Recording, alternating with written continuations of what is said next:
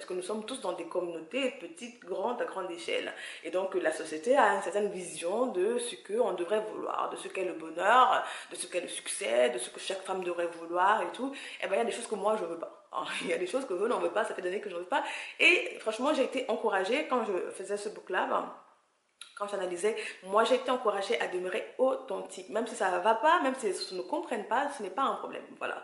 Ce n'est pas un problème, c'est ma vision de la vie, c'est ma vie. Sur le lit de ma mort, il n'y aura que moi. Hein, avec mes regrets, avec, voilà, il n'y aura que moi. Alors autant mieux que je fasse des choix qui me conviennent. Parce que c'est pas les... Bienvenue à tous et bienvenue à toutes sur un peu de sagesse au quotidien, le podcast où nous appliquons la sagesse divine à notre quotidien. Ceci afin de vivre le bonheur au quotidien. Je suis Gaëlle et chaque jour je te présente, à chaque épisode je te présente un outil pour vivre le bonheur au quotidien. À toi d'expérimenter, de l'appliquer et de voir ce qu'il en est pour toi. C'est un résultat d'expérience, d'analyse, d'études très simple. Alors aujourd'hui on se retrouve pour un épisode de Book Club et je viens te faire un petit résumé, te présenter les leçons majeures que j'ai partagées avec toi lors des précédents Book Club de tout le premier trimestre, on n'est pas en mode bilan ici.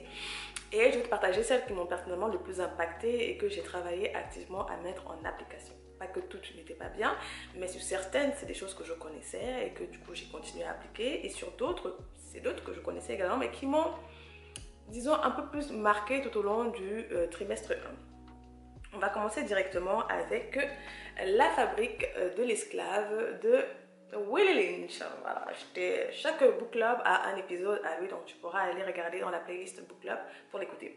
Alors, la principale chose que j'ai tirée de ce livre, qui est assez horrible, mais qui est à lire pour comprendre beaucoup de choses, c'était vraiment de continuer à me documenter activement sur la manière de penser générale, la manière de penser générale dans le groupe. Vous savez, nous sommes dans des groupes, je suis dans le groupe des femmes, je suis dans le groupe des personnes afro, des personnes noires, des personnes black, originaires d'Afrique, donc on appartient tous à certains groupes, voilà. Et dans les groupes, il y a des manières de penser générales. Il y a une pensée générale qui est commune à toutes. Et ce livre va vraiment faire me questionner sur les pensées majoritaires. Voilà, la pensée qui va conduire le monde, conduire ma société, conduire ma communauté. Parce qu'on arrive et des fois on ne se questionne pas. C'est comme ça qu'on fait, c'est comme ça qu'on fait. On a l'impression que c'est la normalité. Mais d'où vient cette manière de penser?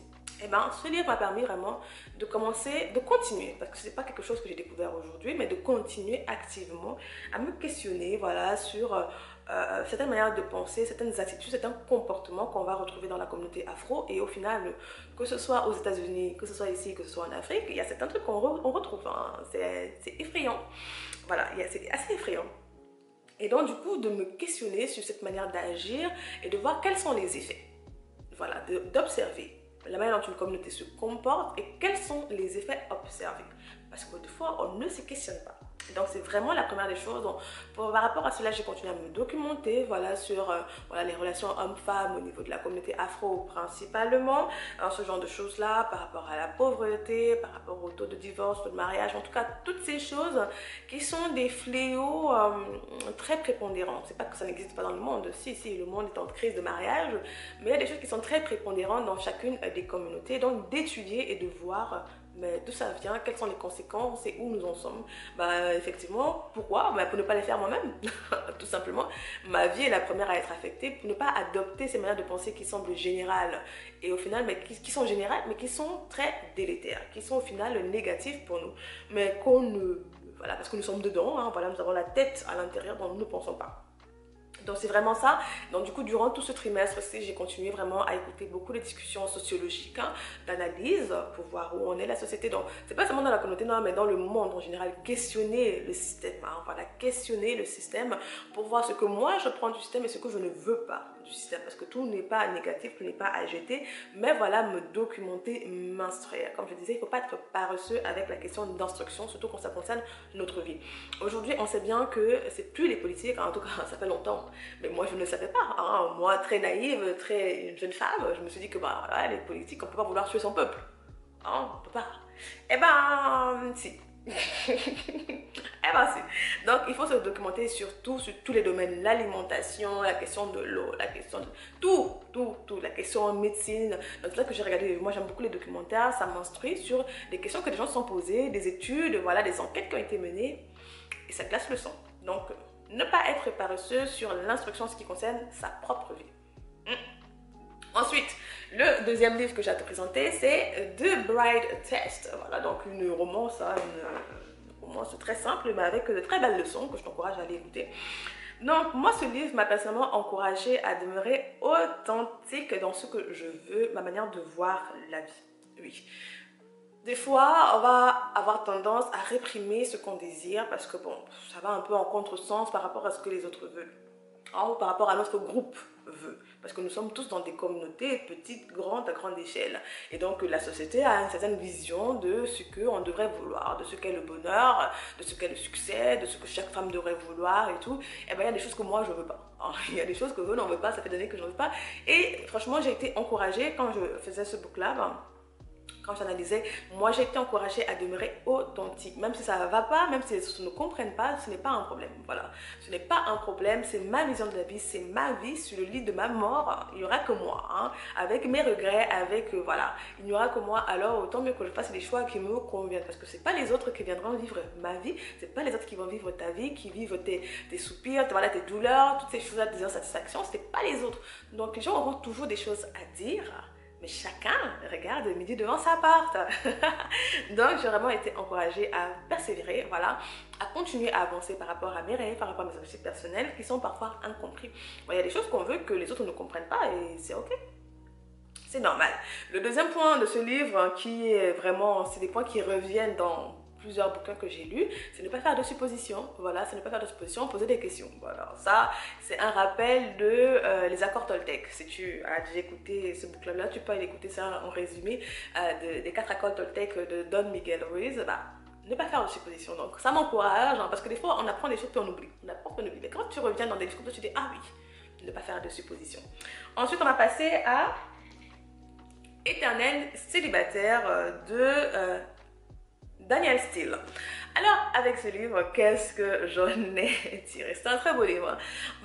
Suite à ce livre-là, je me suis posé la question, pourquoi, voilà, faire une introspection. Parce que dans ce livre, si tu te rappelles les leçons que j'en avais tirées, que j'avais partagées avec toi, c'était les différents cas que l'auteur nous présentait, les différentes raisons pour lesquelles on pouvait être célibataire. Voilà, il y en avait qui étaient attirés par tout ce qui était pathologique, hein, voilà, toutes les personnes qui ont des problèmes avec le syndrome du sauveur, hein, voilà, il y en avait de ce côté-là, il y en avait qui cherchaient le partenaire idéal, il y en avait qui étaient célibataires à cause de certains traumas hein, non traités. Et bien ensuite à ce livre, moi personnellement, c'était une question d'introspection. Et c'est ce que l'auteur encourage à faire, ne pas juste repousser la raison sur la société, sur les autres ou autres. Si on a eu des relations désastreuses dans le passé, c'est pas que l'autre. Hein. Si on sort avec des narcissiques ou avec des personnes toxiques, c'est qu'il y a peut-être un problème aussi chez nous. C'est ce que je disais dans un épisode Mindset de Bang Life en disant, ou même ici, hein, j'ai dit qu'on n'est peut-être pas, c'est pas toujours les autres qui sont toxiques, hein. On peut aussi être toxique que les autres.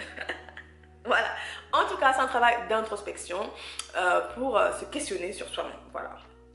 Ne pas analyser les personnes vers lesquelles on est attiré, qu'est-ce qu'on regarde, qu'est-ce qui nous fait être attiré par certaines personnes. C'est ce que l'auteur emmène un peu à questionner. Voilà. C'est une comédie, voilà, c'est une romance simple, hein, voilà, c'est un arlequin, quoi, tu vois.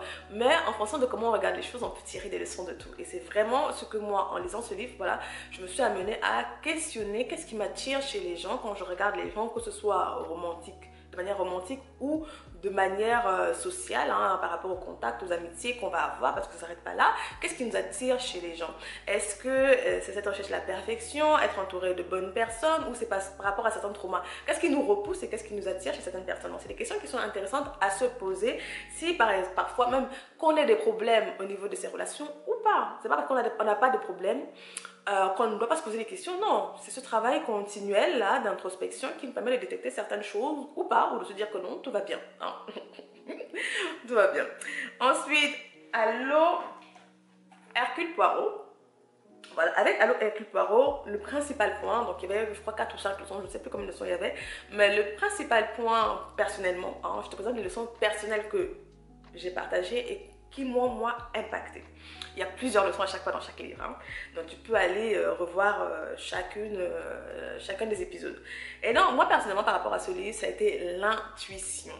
Voilà, la question de l'intuition. Quand je lisais ce livre-là, je me suis rappelé toutes les fois où je n'avais pas écouté mon intuition et comment je me suis fait brûler. Voilà. Parce que une parole de sagesse dit que Dieu parle tantôt d'une manière, tantôt d'une autre, et c'est souvent nous qui ne faisons pas attention. Donc en tant que chrétienne, Dieu me parle. Hein. Et donc il y a des manières, Dieu peut te parler par quelqu'un, par quelque chose que tu vois, par un livre, voilà, par un sentiment intérieur. T'as pas la paix, t'es pas, voilà. C'est pas ça, mais tu persévères quand même. Et ouais, je me suis bien brûlée. Et donc c'était peut-être un rappel, c'était un rappel pour moi de me dire de faire attention. Voilà, ce sixième sens qu'on dit souvent quand les femmes, ou voilà, cette intuition là, tu avances quelque part, par rapport à une ruelle, tu sens pas trop, ne va pas là-bas, hein, ne va pas là-bas. Va de l'autre côté. Voilà ce genre de détails là, très simple mais qui sauve tant la vie. Je crois que dans l'épisode, je parlais du coup de ces personnes qu'on a interviewées après le 11 septembre. Il y a des survivants qui ont dit que la seule chose qui les a sauvés, qui les a empêchés d'aller au travail ce jour-là, c'est qu'ils ne le sentaient pas. Voilà, il y avait un truc... ils ne sentaient pas, ils ont appelé pour dire je viens pas. Alors que ce n'est pas des choses qu'ils font habituellement, tu vois. Donc des fois, c'est la seule chose. Hein. C'est la seule chose, l'intuition. Dieu nous parle parfois par l'intuition et en l'écoutant, voilà, cette conscience-là, non, notre inconscient. Je crois que c'est ça, notre inconscient. Parce que je ne sais plus qui disait également ça. Non, il y a la sphère spirituelle, hein, pour ceux qui sont croyants, en tout cas pour ceux qui sont chrétiens, il y a la sphère spirituelle. Mais il y a également, je ne sais plus qui disait ça, j'écoute tellement de choses, hein, qui disait que notre inconscient capte des choses que nous ne captons pas. Il y a beaucoup de choses qui se passent autour de nous et notre inconscient va capter des choses qui vont rester dans l'inconscient, qui ne seront pas traduites dans le conscient. Et donc du coup, parfois, par cette intuition-là, c'est des choses qui ont été captées, des choses qu'on a vues, des détails qui ont été perçus, mais qu'on n'a pas traités dans le conscient et donc du coup, qui vont se traduire par « je ne le sens pas ». Voilà, je ne le sens pas. Donc, toujours suivre son intuition, que ce soit par rapport aux personnes, aux actes qu'on va poser, des choses qui vont dire parce qu'il y a des informations que vous avez captées, mais qui n'ont pas encore été traitées au niveau de la conscience. Je ne sais plus qui disait ça, mais c'était très intéressant et j'ai trouvé ça, oui, explicable, une explication acceptable. En plus du volet spirituel, parce que quand on rentre dans le volet spirituel, vous inquiétez pas, il y a des choses. Il y en a des choses. Ensuite, on va passer à Solo Leveling de Chu Kang, qui était un webtoon que j'ai lu, que j'aime beaucoup, un de mes webtoons préférés, favoris, et c'est la troisième fois, hein, c'est la troisième fois que je le recommençais. Et la principale leçon que j'ai tirée pour moi, personnellement, c'était un rappel, c'est la gamification au niveau de l'accomplissement de mon travail. C'est-à-dire d'apprendre, hein, de continuer à travailler, à repousser le plaisir, repousser la récompense pour après le travail. Que ce soit les réseaux sociaux, que ce soit toutes les autres choses, que ce soit les films, tout ça, c'est une récompense. Mais il faut d'abord travailler dans les jeux vidéo, on travaille avant d'avoir la récompense. Sauf que avec les réseaux sociaux, voilà, tout ce qui est dopamine et tout ça, ils nous ont un peu trick.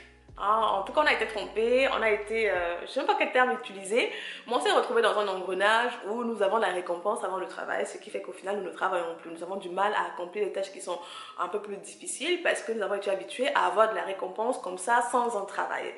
Donc, en reparlant, quand je reparlais dans l'épisode Book Club, sur cet épisode-là, sur ce livre-là, sur ce webtoon, c'était d'adopter un petit peu la vision des jeux vidéo par rapport au quotidien, c'est-à-dire de se mettre des récompenses, mais après le travail.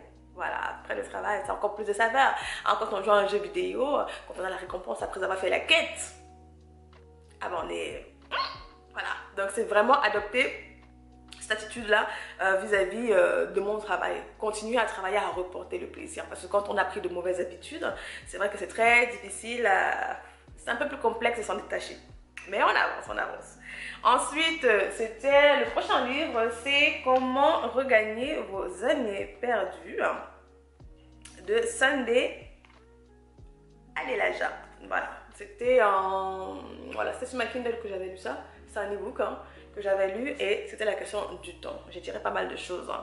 C'est-à-dire que c'est pas des nouveautés, mais des fois on oublie.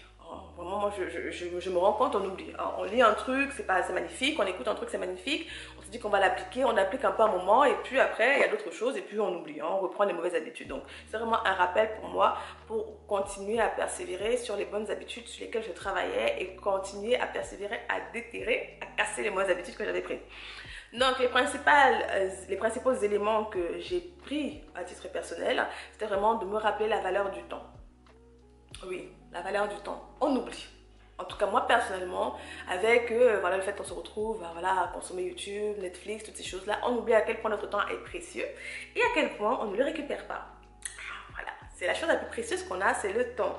Et les réseaux sociaux, tout ça nous ont amenés à oublier à quel point notre temps est précieux. Et bien en lisant ce livre-là, je me suis rappelé la préciosité. Hein, voilà, du temps. Une fois qu'une journée est terminée, on ne la récupère plus. C'est fini. C'est fini. Et donc, en me rappelant ça, c'était vraiment ce que l'auteur disait également, c'était se concentrer sur 24 heures, faire le mieux possible durant les 24 heures. Ne pas regarder trop loin, mais la première unité que nous avons, oui, c'est la seconde, l'heure et tout ça, mais au final, c'est les 24 heures qu'on a. Donc, du coup, c'est vraiment, en tout cas moi, je m'attelle aujourd'hui à être consciente, à demeurer consciente de cela et à vraiment me concentrer sur les 24 heures que j'ai chaque jour, à les rentabiliser au maximum. Est-ce que ça veut dire que je passe mes journées à bosser? Non, absolument pas. Mais être conscient au moment où je vais aller sur les réseaux sociaux, tout ça, que mon temps est très précieux et qu'il y a un temps pour tout. Voilà, il y a un temps pour tout, comme on disait, comme parole de il y a un temps pour tout, il y a un temps pour toute chose sous le soleil. Donc il y a un temps pour travailler, il y a un temps pour se divertir. Sauf que on a été vraiment matrixé et maintenant on passe notre temps à se divertir, ce qui fait que le temps de travail est devenu très difficile. Donc vraiment moi je combats. Hein. Si tu regardes sur The Bank, là je te parle vraiment de mon parcours et tout ça pour organiser mes journées, mes mois de manière optimale pour vraiment couper le circuit des réseaux sociaux dans ma vie. Ça fait des années que je travaille dessus. Mais on va de progrès en progrès. On va de progrès en progrès. Afin de me concentrer sur les choses essentielles, les choses qui ont de la valeur, de l'importance. Ensuite, un des deuxièmes points que l'auteur a partagé, c'est de vivre dans une conscience active. Éviter de laisser mes pensées se balader. C'est vraiment quelque chose. Quand j'ai lu ça, je me suis dit, mais c'est trop vrai. Quand on travaille, être présent, et c'est vraiment quelque chose que c'est quelque chose d'actif. C'est pas tu apprends une fois et puis c'est automatique, c'est gardé. Ce que je dis tout le temps ici, c'est la répétition. C'est des choses qu'on doit répéter, encore répéter. Le jour où un bodybuilder arrête de faire du sport, ses muscles, peut-être ce ne sera pas automatiquement du jour au lendemain, mais s'il reste une longue période, il perdra tous ses muscles et il reprendra du poids. C'est aussi simple que ça. Donc, il n'y a pas de stop. J'avais parlé de cette découverte, de ce principe-là, dans un ancien épisode de podcast qui s'appelle « Ce qu'on n'a pas compris à la discipline ». Malheureusement, il n'est pas sur YouTube. Il n'est que sur les différentes plateformes. C'est la répétition, ça s'arrête jamais. Hein. Sinon, on repart à zéro. Ensuite, m'améliorer dans le fait de dire non aux voleurs du temps. Parce que si tu te rappelles dans les leçons, le résumé que je t'avais fait, l'auteur parlait des voleurs de temps, dire non aux voleurs de temps. Bon, moi, je n'ai pas de problème par rapport aux appels téléphoniques, la famille ou les autres. Je n'ai pas de problème à leur dire non. Non, je suis pas mal dedans. Ça va. Moi, c'est principalement mes propres désirs. Voilà, comme je te disais, que ce soit par rapport à la gamification, que ce soit par rapport au fait de se dire que mon temps a de la valeur, c'est le fait de reporter son plaisir. Oui, repousser le plaisir à plus tard. Voilà, c'est vraiment quelque chose sur lequel je travaille activement à me dire non à moi-même. Voilà, à me dire non à moi-même. C'est pas évident tout le temps, mais c'est un travail en progression. Voilà. Et dernier élément sur lequel je me suis vraiment focalisée suite à ce livre-là, c'est le fait de travailler avec focus. Hein. Focus, intensité, rapidité. Bon, rapidité, ça va dépendre des tâches que je vais faire, mais c'est vraiment être focalisé et être très intense. C'est vraiment les choses sur lesquelles je me concentre maintenant quand je fais mon travail depuis que j'ai lu le livre de Sunday Adelaja. Ensuite, le prochain livre, c'est What Women Don't Know and Men Don't Tell You About. Donc, ce que les femmes ne savent pas et ce que les hommes ne leur disent pas. Donc, je t'ai fait un résumé de ce livre-là. Et la principale chose que j'ai tirée personnellement, sur laquelle j'allais travailler, c'était de questionner mon système de pensée en ce qui concerne les relations. Voilà. Dans le livre, du coup, les auteurs parlent de beaucoup d'erreurs que les femmes font dans ce qui concerne les relations. Et moi, je tire toujours les relations amoureuses, oui, mais on peut également tirer sur certaines relations professionnelles ou amicales ou autres. Hein. Et ça m'a vraiment permis, en lisant, de me questionner. Voilà, de questionner les fausses pensées, les erreurs, les illusions. Voilà, quand ils prenaient, parce que nous sommes tous des femmes, on n'a pas aussi dire je suis différente, on n'est pas assez différente. C'est comme les hommes, il y a des choses sur lesquelles ils se ressemblent, hein, et des choses sur lesquelles les femmes se ressemblent. Et donc, du coup, ça a été vraiment un travail d'introspection, à me questionner sur ce que je pense des relations. Et bien évidemment, en continuant à écouter différents types de podcasts, différents types de discussions en ce qui concerne les relations, les systèmes de pensée erronés, on en revient avec Willie Lynch. Hein, tout est lié, hein, en tout cas chez moi, tout se lie assez facilement à questionner la manière dont on voit les relations dans la communauté, dans la société, à les questionner, voilà. Parce qu'il y a des choses qui ne sont pas du tout avantageuses pour les femmes ou pour les hommes, hein, ou même pour la famille. pas mis au final. Donc c'était de bons sujets de questionnement. Ensuite, nous avons Sherlock Holmes, études en rouge, dont je t'ai partagé 4 premières leçons que j'avais tirées qui étaient passionnantes. Et la principale que j'ai tirée à titre personnel, c'est l'ignorance stratégique sur laquelle je travaille. Voilà, sur laquelle je travaille. Je suis très curieuse, je veux tout savoir. En tout cas, comme je disais, il faut aller voir mon bilan du mois de mars. Quand j'ai un sujet sur lequel je commence à m'intéresser, je peux passer trop de temps. Trop de temps au détriment des autres choses, ça devient de la distraction. Et donc il faut savoir, hein, comme nous disait, on n'a pas besoin de tout savoir, on n'a pas besoin de tout savoir, donc c'est un rappel que je dois continuellement me dire, voilà, que je dois continuellement me dire, tu n'as pas besoin de tout savoir, voilà, tu n'as pas besoin de tout savoir. Et ça nous fatigue, en tout cas moi ça me fatigue. Et j'écoutais encore Cal Newport qui parlait de ça, un extrait d'un de ses podcasts où quelqu'un lui a parlé du coup par rapport au minimalisme digital, parce qu'il a écrit un livre dessus, et il expliquait un point très essentiel. Il faut être OK avec le fait de ne pas tout savoir, de ne pas être au courant de tout. Voilà, donc c'est vraiment une pensée qui me reste et sur laquelle actuellement je dois encore travailler à titre personnel. Voilà, je ne suis pas encore au niveau où je veux être, je suis encore trop au courant de beaucoup trop de choses qui ne me servent pas.